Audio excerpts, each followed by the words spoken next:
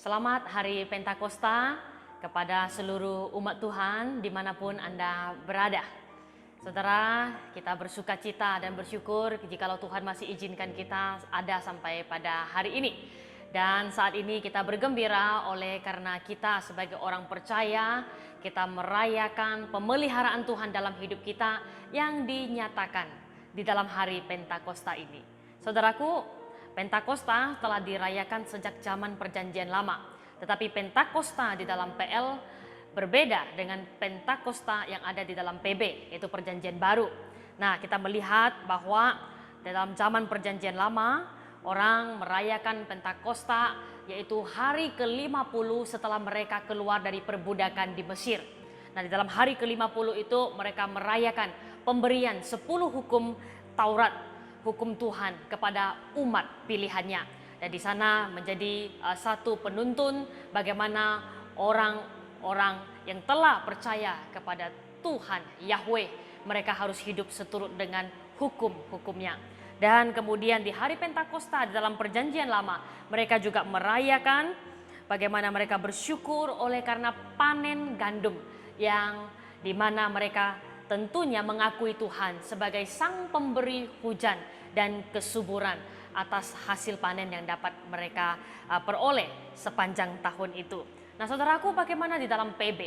Di dalam Perjanjian Baru, kita orang percaya merayakan hari Pentakosta sebagai hari ke-50 setelah Tuhan Yesus Kristus naik ke sorga.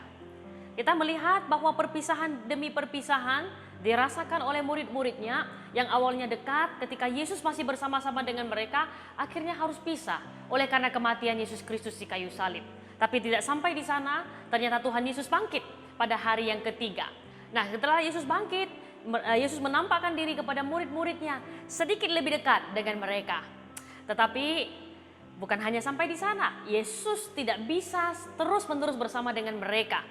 Yesus naik ke sorga, menunjukkan satu kesedihan, campur sukacita. Oleh karena Tuhan yang murid-murid pada waktu itu percaya adalah Tuhan yang hidup. Yang saat ini kita percaya Tuhan Yesus Kristus juga telah naik ke sorga. Ternyata perpisahan itu bukanlah perpisahan kekal, perpisahan selama-lamanya. Oleh karena Yesus pernah berkata kepada murid-muridnya bahwa aku tidak akan pernah meninggalkan kalian sebagai yatim piatu. Ternyata Yesus ketika naik ke sorga, dia mengirimkan satu lagi pribadi yang lain, yaitu Roh Kudus, untuk menyertai, menguatkan, menghibur setiap murid-murid yang percaya. Nah, saudara, kita melihat ya, bahwa ternyata perpisahan yang harus dihadapi oleh murid-murid pada waktu itu bukanlah perpisahan yang membawa kedukaan. Tapi perpisahan itu adalah perpisahan yang menyatakan pemeliharaan Tuhan yang tanpa batas kepada semua orang percaya. Yesus tidak hadir secara fisik, tapi dia hadir secara roh bersama-sama dengan kita. Maka di dalam satu waktu ketika murid-murid sedang berkumpul ya di suatu tempat, di sanalah ya Tuhan Allah menyatakan dirinya lewat pribadi yang ketiga, yaitu Roh Kudus di tengah-tengah murid-muridnya. Dan itu adalah hari Pentakosta. Saudaraku, lihat ketika para murid berkumpul. Ketika kita orang percaya berkumpul, bukan terpecah belah satu dengan yang lainnya. Di sanalah Tuhan menyatakan kuat kuasanya kepada kita. Tapi tentunya saat ini ya pemerintah melarang kita ya untuk kumpul-kumpul.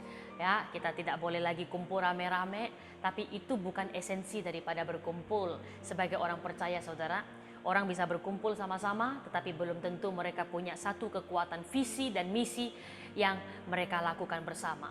Berkumpul yang dimaksud adalah ketika kita menautkan hati kita antara satu dengan yang lainnya, melakukan kehendak Tuhan. Di sanalah kuasa Tuhan bekerja di tengah-tengah kita. Maka pada saat itu, pada hari ke-50 itu Roh Kudus turun. Maka benar seperti apa yang dikatakan oleh Yesus bahwa mereka tidak akan pernah menjadi yatim piatu. Demikian pula dengan kita, saudaraku. Siapapun tidak bisa selamanya bersama dengan kita, tapi kita tidak pernah menjadi yatim piatu. Engkau dan saya tidak akan pernah merasa sendiri. Dimanapun kita berada, sampai situasi apapun, kita tidak akan pernah ditinggalkan oleh Tuhan. Karena Ia telah kirim rohnya di tengah-tengah kita. Untuk apa? Untuk menolong, untuk menasehati, untuk mengingatkan, untuk menghibur kita sebagai orang percaya. Jadi jangan heran ketika kita dalam menjalani masa-masa sulit ini, terkadang kita bisa meragukan kasih Allah. Tapi tiba-tiba hati dan pikiran kita langsung berkata, tidak, aku percaya akan janji Allah. Pekerjaan siapakah itu, saudaraku? Itu adalah pekerjaan Roh Kudus. Ketika kita datang menghadap Tuhan, bersaat teduhkah, membaca Alkitabkah, berdoakah, atau melakukan perjamuan kudus, tiba-tiba ada satu suara datang kepada kita dan berkata, engkau tidak layak, engkau telah berdosa, engkau telah menonton film porno di dalam handphonemu, engkau telah melakukan hal yang tidak benar, yang tidak diketahui oleh siapapun, tapi Tuhan tahu engkau tidak layak baginya. Ketika kita datang mengakui dosa kita di hadapan Tuhan, ketika itu juga Tuhan mengingatkan kita kembali akan pengampunannya, kasihnya kepada kita. Hati kita kembali dipenuhi damai sejahtera. Oleh karena apa? Oleh karena roh di dalam diri kita berbicara kepada kita. Tapi iblis terus mendakwa kita supaya kita jatuh, kita hancur, kita tidak berani kembali kepada Tuhan. Tapi roh yang telah Yesus berikan di dalam diri kita sebagai orang percaya akan terus mendampingi hidup kita. Untuk kita boleh terus hidup, sekalipun kita jauh dari sempurna, tapi kita terus diperbaharui dari hari ke hari. Sehingga aku yang sekarang dengan aku yang dulu tentunya berbeda.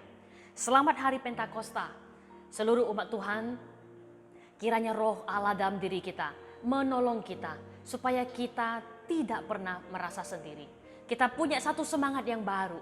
Untuk apa? Untuk memberitakan Injil, untuk melakukan kehendak Tuhan, bukan untuk melakukan kesenangan kita sendiri. Di sanalah damai sejahtera penghiburan dari Tuhan akan senantiasa mengalir dalam hidup kita. Kiranya Pentakosta tahun ini menjadi pembaharuan iman dalam diri setiap kita. Untuk kita keluar dari zona aman, kita berani hadapi kenyataan oleh karena Tuhan memelihara dan menyertai kita. Tuhan memberkati kita.